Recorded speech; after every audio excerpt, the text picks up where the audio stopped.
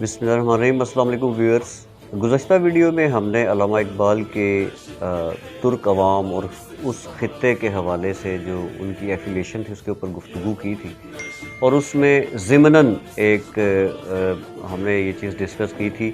کہ اہل عرب جو ہیں ان کا کلام بہت مشہور تھا۔ حجاز خاص طور پہ یہ جو مکہ، مدینہ اور موجودہ سعودی عرب کا علاقہ ہے، یہ لوگ جو ہیں ان کو اپنے کلام کے اوپر بہت زیادہ ناز تھا، اور واقعی میں وہ ناز ہونا بھی چاہیے تھا کہ عربی زبان جو ہے وہ اس وقت بھی نمبر 1 فصاحت اور بلاغت والی زبان، یعنی کہ بہت فصیح اور بلیغ سمجھی جاتی ہے۔ تو 1400-1500 سال پہلے اس کے اوپر بہت زیادہ لوگوں کو ناز تھا، اور اس ناز کی وجہ سے اس خطے کے باشندے عرب کہلاتے تھے۔ تو علماء کرام نے کچھ محققین نے یہ بات لکھی ہے کہ بیسیکلی عرب کا مطلب ہی اعلیٰ ظرف پڑھے لکھے لوگ اور دانشمند لوگ اور جو عقلی لحاظ سے بہت بلند پایا لوگ ہوتے ہیں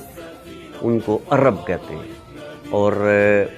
پھر اس خطے کا نام عرب پڑ گیا، اور اس خطے کے رہنے والے لوگوں کو عربی یا عربین انگلش میں کہتے ہیں، وہ کہنا شروع کر دیا گیا۔ ظاہر ہے ہر لفظ کا ایک متضاد بھی ہوتا ہے، تو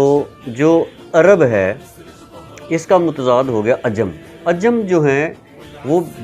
چونکہ جو کوالٹی کسی لفظ میں پائی جاتی ہے، متضاد کی کوالٹی بھی اس کے اپوزٹ ہوتی ہے۔ تو اگر فصیح اور بلیغ ہونا کسی عرب یا عربی کی علامت ہے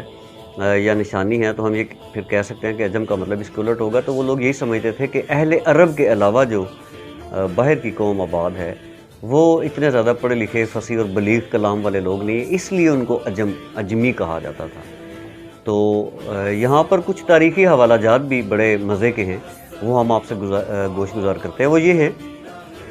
کہ حضور نبی کریم صلی اللہ علیہ وسلم کے پاس جب یہ ڈیلیگیشن آتے تھے نا اہل قریش کے، اور آ کر حضور پاک صلی اللہ علیہ وسلم کے ساتھ نیگوشیٹ کیا کرتے تھے کہ بھی نبوت کسی طریقے سے سائیڈ پہ ہو جائے، آپ ہمارے ساتھ مال، اسباب، بزنس اور جو لیڈرشپ ہے، گورننس ہے، اس میں شیئر لے لے، تو اس چیز کو نبوت والے کام کو آپ تو ان دنوں میں ایک بڑا مشہور واقعہ ہے کہ جناب ابی طالب کے پاس حضور پاک صلی اللہ علیہ وسلم جب رہا کرتے تھے، تو ان دنوں میں ایک ڈیلیگیشن جب آیا تھا تو انہوں نے آ کے آفر کی تھی کہ ہم آپ کے بھتیجے سے یہ بات کرنا چاہتے ہیں۔ تو اس وقت بھی حضور پاک صلی اللہ علیہ وسلم نے جو ارشاد فرمایا تھا اس کا ترجمہ یہ تھا کہ چچا جان، میں تو ان سے یہ کہتا ہوں صرف ایک کلمہ یہ پڑھ لیں، اللہ تعالیٰ کی وحدانیت کا اقرار کر لیں، ایک اللہ کی عبادت کی طرف آ جائیں، تو عرب اور عجم دونوں ان کے زیر نگیں ہو جائیں گے۔ تو اس کا مطلب ہے کہ وہ جو اہل عرب کے بعد وہ عرب خطہ بنا، تو اس خطے کے باہر جو کچھ تھا اس کو وہ عجم سمجھا جاتا تھا، وہاں کی روایت تھی وہ۔ تو پھر اس باہر کے خطے کو عجم اور عجمی کہنا شروع کر دیا، اور یہ چیز آج تک چلتی ہوئی آ رہی ہے۔ ہم ایک چیز ریپیٹ بھی کرنا چاہتے ہیں کہ کلام کی یہ جو فصاحت اور بلاغت تھی عرب کی، اس کا اندازہ یہاں سے لگا لیں کہ قرآن پاک کی لینگویج بھی عربی ہے،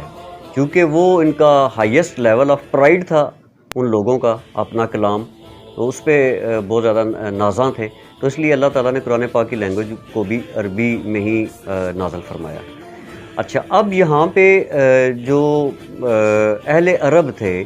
وہ جب نیگوشیٹ کیا کرتے تھے دوسری قوموں کے ساتھ، تو وہ بھی اپنے کلام کو ڈومیننس دیا کرتے تھے، گفتگو کے انداز کو، سلیکشن آف ورڈز کو، کنسٹرکشن آف سینٹنسز کو بہت زیادہ وہ تقویہ دیا کرتے تھے۔ اور یہی وجہ ہے کہ وہاں پہ جو شاعری ہے وہ اس کا بہت زیادہ رواج تھا۔ آپ تاریخ کی کتابیں پڑھیے، اور خاص طور پہ سیرت کے حوالے سے جو کتابیں لکھی گئی ہیں وہ تو آپ کو اندازہ ہوگا کہ تقریباً ہر بندہ ہی شاعر تھا اس دور میں۔ صحابہ کرام کی ایک طویل فہرست ہے جو شاعر تھے۔ اس کی وجہ یہ تھی کہ اس کلام کی فصاحت اور بلاغت کی وجہ سے انہوں نے، اس خطے کے لوگوں نے اپنے اسلاف، اپنے آباء و اجداد کی ہسٹری، شجرہ نسب جسے کہتے ہیں، وہ شاعری کی صورت میں محفوظ کیا ہوا ہوتا تھا۔ اور مورخین یہ کہتے ہیں کہ اس وقت کی جو تاریخ جو قلم بند کی گئی وہ شاعری کی شکل میں زیادہ تر کی جاتی تھی، اپنی جنگی مہمات کا ذکر کرنا تو نظم کی صورت میں، شعری صورت میں کر دینا، جو فتوحات ان کے ہاں ہوتی تھیں اس کا ذکر، بڑے مارکے جو ہیں ان کا ذکر، تعریف اور توصیف جو ہیں، ہر قبیلے کا ایک شاعر ہوا کرتا تھا اور اس شاعر کا یہی کام ہوتا تھا۔ تو حضور پاک صلی اللہ علیہ وسلم کے اصحاب بھی پھر چونکہ ان کا بیٹل فیلڈ انہوں نے کلام کو بنایا ہوا تھا شروع میں، تو پھر صحابہ کرام میں سے بھی حضور پاک صلی اللہ علیہ وسلم کے